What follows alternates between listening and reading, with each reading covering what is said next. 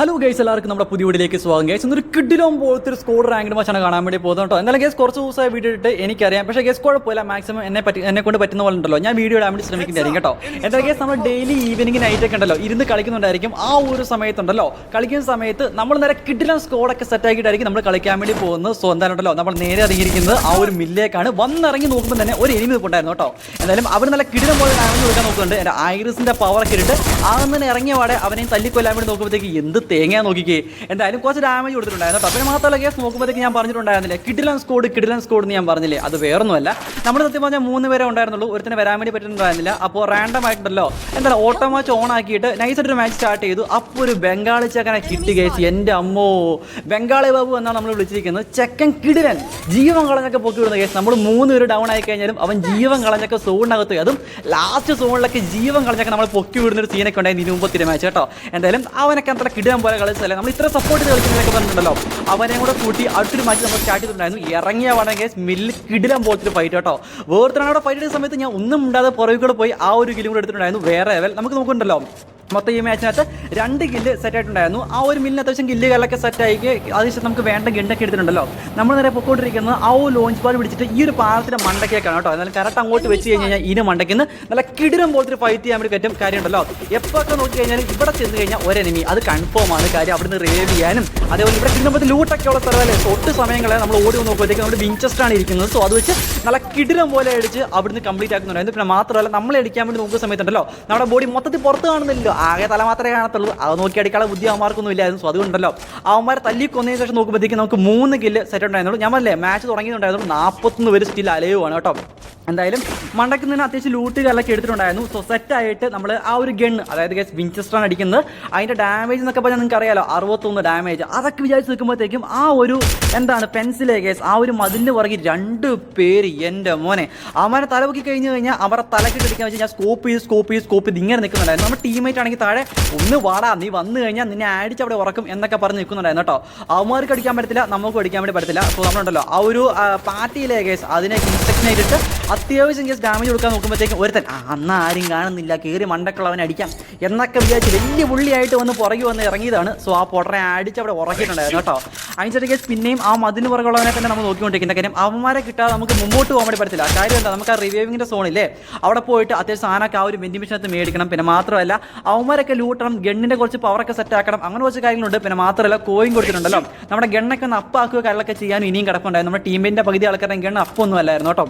നമ്മൾ ഇങ്ങനെ നിൽക്കുന്ന സമയത്ത് തന്നെ കേസ് ആ ബംഗാളി പോയി പോക്കുണ്ടോ കേസ്. എൻ്റെ ദൈവമേ, നേരെ ഷോർട്ട് റേഞ്ചിൽ പോയിട്ട് മാക്സിമം കേസ് നമ്മളെ എന്താണ് ആ ഒരു എനിമി ഒന്ന് ഇളക്കി തന്ന് അവന്മാരെയൊക്കെ പുറത്തിറക്കി തന്ന് അത്യാവശ്യം ഡാമേജ് നമുക്ക് കൊടുക്കാൻ വേണ്ടി പറ്റുന്നുണ്ടായിരുന്നു. പിന്നെ ഞാൻ പറഞ്ഞല്ലോ നമ്മൾ മാച്ച് കളിക്കുന്നത് ജയിക്കാൻ വേണ്ടിയിട്ടാണ്, മാക്സിമം കില്ലൊന്നും കൊടുക്കാൻ വേണ്ടിയിട്ടല്ല. അത് എല്ലാ മാച്ചിലും ഞാൻ പറയുന്നുണ്ട്. കാര്യം കേസ് നമ്മളെ കൊണ്ട് പറ്റുന്ന സപ്പോർട്ട് ടീംമേറ്റിന് ചെയ്യുക, നമ്മുടെ കളി നമുക്ക് സെറ്റാക്കി കാണിച്ചു കൊടുക്കുക. ഇത് മാത്രം നമ്മൾ ചെയ്താൽ മതി. അല്ലാതെ 10-20 കില്ലൊക്കെ എടുത്ത് ഞാൻ പ്രോ പ്ലെയർ ആണെന്നൊക്കെ പറഞ്ഞു നടക്കുന്നതിൽ സ്കോഡ് കളിക്കുന്ന സമയത്ത് അത്ര വലിയ കാര്യമൊന്നുമല്ല. ഞാൻ സീരിയസ്ലി പറയില്ല, അത് അത്ര വലിയ കാര്യമൊന്നുമല്ല കേട്ടോ.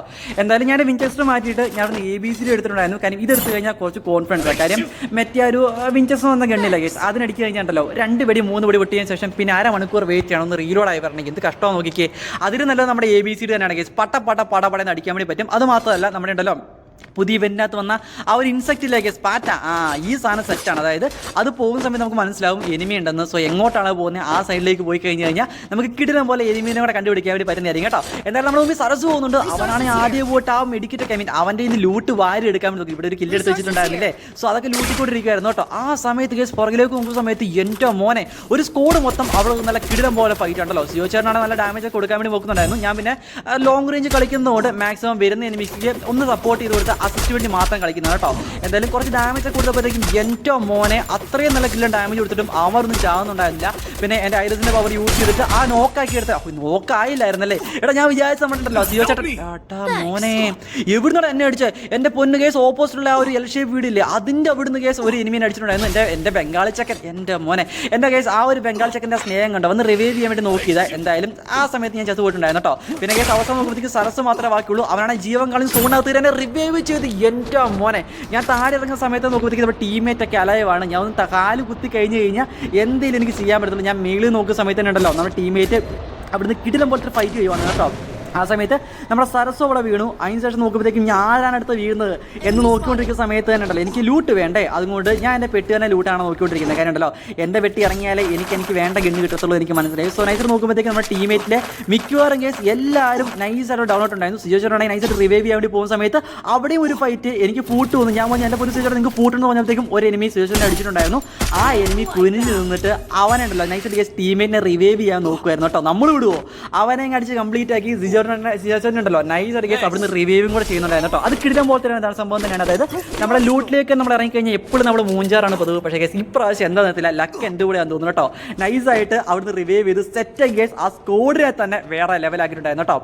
അതിനുശേഷം അവിടെ നമ്മൾ വന്നിരിക്കുന്നത് സ്കൂളിലേക്കാണ്. അവിടെ നോക്കുമ്പോഴത്തേക്ക് എനിക്ക് എപ്പോഴൊക്കെ ഇവിടെ കയറി കഴിഞ്ഞാൽ ഞാൻ മൂഞ്ചത്തേ ഉള്ളൂ, എനിക്ക് വലിയൊരു സ്കീം എത്തത്തില്ല. എന്താണ് കേസ്, ഞാൻ മൂഞ്ചി എവിടെ നടിയും അതെനിക്ക് നന്നായിട്ട് അറിയാം. അതുകൊണ്ട് ആ ഒരവസ്ഥ വരുന്നത് എനിക്ക് നല്ല ആഗ്രഹം ഉണ്ടായിരുന്നു കേട്ടോ. അതുകൊണ്ട് ഞാൻ ഒന്ന് ഹോൾഡാക്കി പയ്യെ ഉണ്ടല്ലോ നൈസായിട്ട് വരുന്ന എനിമീസിനെ മാത്രം സ്പോട്ട് ചെയ്ത് അടിക്കാം എന്നൊരു മൈൻഡാണ് ഞാൻ നിൽക്കുന്നത് കേട്ടോ.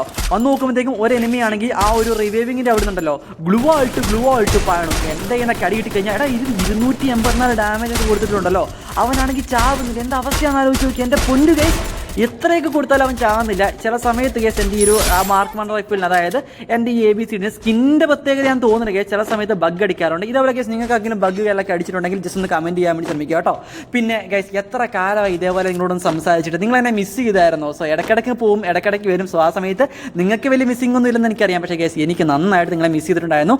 സോ അതുകൊണ്ട് എൻ്റെ ടൈമുകളിലൊക്കെ അഡ്ജസ്റ്റ് ആക്കി മാക്സിമം കേസ് എന്നെ പിന്നെ പറ്റുന്ന പോലെയൊക്കെ ഇതേപോലെ ഇടയ്ക്കൊക്കെ ഒരു വീഡിയോ ഇടാൻ വേണ്ടി ഞാൻ ശ്രമിക്കുന്നതായിരിക്കും. ഇടുന്ന സമയം നല്ല ഗീഡിലാൻ വീഡിയോ ആയിരിക്കും, നിങ്ങൾക്കത് കണ്ട് എൻജോയ് ചെയ്യാൻ വേണ്ടി പറ്റുന്നതായിരിക്കും കേട്ടോ.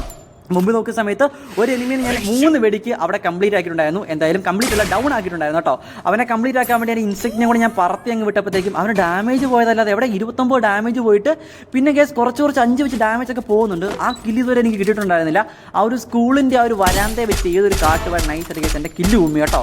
എന്തായാലും നമ്മുടെ കില്ല് കുമ്മി കഴിഞ്ഞാൽ അവൻ വലിയ ആളാവുന്ന അവൻ്റെ വിചാരം. സോ എന്തായാലും അവനെ അടിച്ച് നോക്കാക്കി അവനെ റിവൈവ് ചെയ്യാൻ വന്ന കാട്ടുവാഴയും കൂടെ അടിച്ച് കംപ്ലീറ്റ് ആക്കി കേസ് കിഡിലാൻ പോലെ കേസ് 2 കിലോ എടുത്തിട്ടുണ്ടായിരുന്നു കേട്ടോ.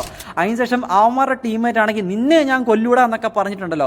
അവന്മാരുടെ ഇൻസെക്റ്റ് എൻ്റെ നേരെ വിട്ടിട്ടുണ്ടായിരുന്നു. എനിക്ക് മനസ്സിലായി നമുക്കിട്ടുള്ള പണിയായിരുന്നു. സോ ഒന്ന് ഹോൾഡ് ചെയ്ത് ഞാൻ തിരിച്ച് നമ്മുടെ ടീമേറ്റിനെ അങ്ങോട്ട് പോകുന്നത് എങ്ങോട്ടാ സിജോച്ചേട്ടാ ഈ പോകുന്നത്, എനിമിൻ്റെ വായിന്ന് ഞാൻ ഓടി വരുന്നത്, നിങ്ങൾക്ക് എനിമിനെ കൂട്ടിക്കൊണ്ട് വരുന്നുണ്ട്, ഇങ്ങോട്ട് ഓടാൻ വേണ്ടി നോക്കി എവിടെ ആ ഒരു ഓടുന്നില്ല കേട്ടോ. എനിമിനെ കണ്ടു കഴിഞ്ഞാൽ അമ്മക്ക് ഭ്രാന്താണ്. സോ ഈ ഒരു മാച്ച് നോക്കി കഴിഞ്ഞ് കഴിഞ്ഞാൽ നമ്മളിപ്പോൾ തന്നെ 8 കില്ല് എടുത്തിട്ടുണ്ടായിരുന്നു. ഇത് എത്ര പേര് ശ്രദ്ധിച്ചു എനിക്ക് അടുത്ത 8 കില്ല് കണ്ണും പൂട്ട് നിന്ന സമയത്ത് കേട്ടോ. പിന്നെ മാത്രമല്ല മാച്ച് നോക്കുകയാണെങ്കിൽ 17 സ്കില്ല് അലയവാണ്. കുറേ ഡാമേജ് ഒക്കെ കൊടുത്തു, കില്ല് പോയി കുഴപ്പമില്ല. അസിസ്റ്റ് ഗൈസ് ഞാൻ പറഞ്ഞല്ലോ എനിക്കങ്ങനെ കില്ലൊന്നും വേണ്ട, ഉള്ള അസിസ്റ്റ് ചെയ്ത് കഴിഞ്ഞാലും എനിക്കൊരു സന്തോഷം തന്നെയാണ് കേട്ടോ. എന്തായാലും ബാക്കിയുള്ള എനിമീസൊക്കെ ഉള്ള സ്ഥലം നമ്മളിപ്പോൾ ഉണ്ടല്ലോ മാപ്പ് മൊത്തത്തിലൊന്ന് അനലൈസ് ചെയ്ത് കഴിഞ്ഞാൽ ചെറിയ സോണാണ്.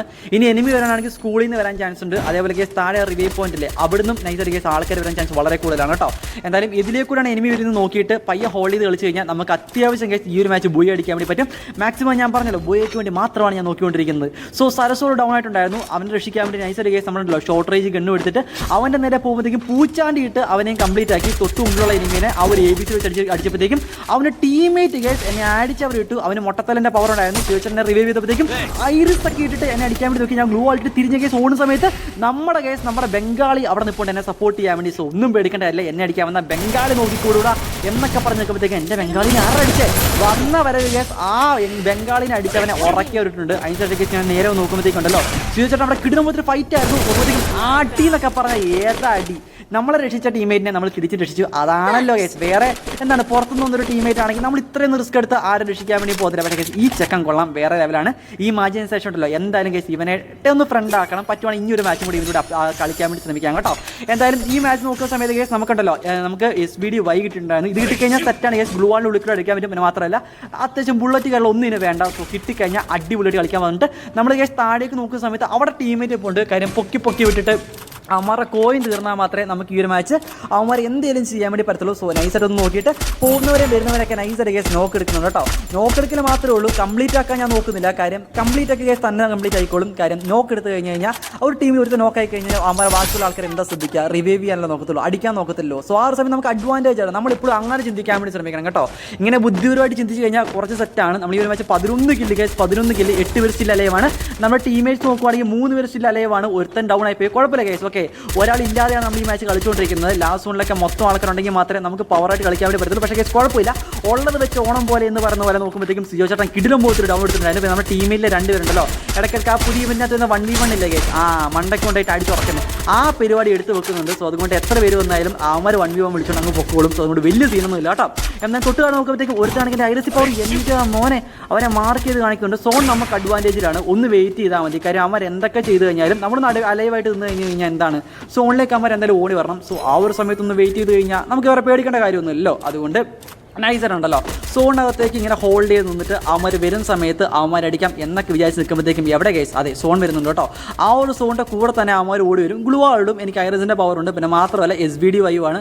അത് വെച്ച് അവന്മാർ അടിക്കാം എന്നൊക്കെയാണ് നമ്മൾ വിചാരിച്ചുകൊണ്ടിരിക്കുന്നത്. പറഞ്ഞ പോലെ കേസ് ഒരു എനിമി കയറി വന്ന് ഗ്ലുവായിട്ടുണ്ടായിരുന്നു. അതിനുശേഷം കേസ് തൊട്ടിപ്പുറത്ത് നോക്കുന്ന സമയത്ത് വേറെ എനിമി കൂടെ ഉണ്ട്. അവനെനിക്ക് സ്പോട്ട് ചെയ്യണം. 2 പേരാണ് മുമ്പിൽ കേട്ടോ. എന്തായാലും ഒരുത്തിനെ അടിച്ച് അവിടെ കിടിലം പോലെ നോക്കെടുത്തു. രണ്ടാമത്തിനെ അടിക്കാൻ വേണ്ടി നോക്കുമ്പോഴത്തേക്കും ഐറസ് ഇട്ടിട്ട് നല്ല കേസ് ഡാമേജ് കൊടുക്കാൻ നോക്കി. പക്ഷേ പറ്റുന്നുണ്ട് അവൻ എന്താ ചെയ്യുന്നത്, കിടിലം പോലെ കഴിച്ച് അവനെയും കൂടെ അടിച്ച് കംപ്ലീറ്റ് ആക്കി സ്കോഡ് ചെയ്യപ്പെട്ട് കിടിലം പോലെ പോയി അടിച്ചിട്ടുണ്ടായിരുന്നു കേട്ടോ. എന്തായാലും കേസ് ഇന്നത്തെ ഒരു മാച്ച് നിങ്ങൾക്ക് ഇഷ്ടപ്പെട്ടെങ്കിൽ പ്ലീസ് കേസ് ഒന്ന് ലൈക്ക് ചെയ്യുക, ചെറിയ സബ്സ്ക്രൈബ് ചെയ്യുന്ന ഹൈപ്പ് ചെയ്യാൻ മറക്കരുത് കേട്ടോ. അത് കിടക്കും പോലത്തെ വേറെ ലെവൽ വീട്ടണം. അവർക്കും ബൈ ഗായ്സ്.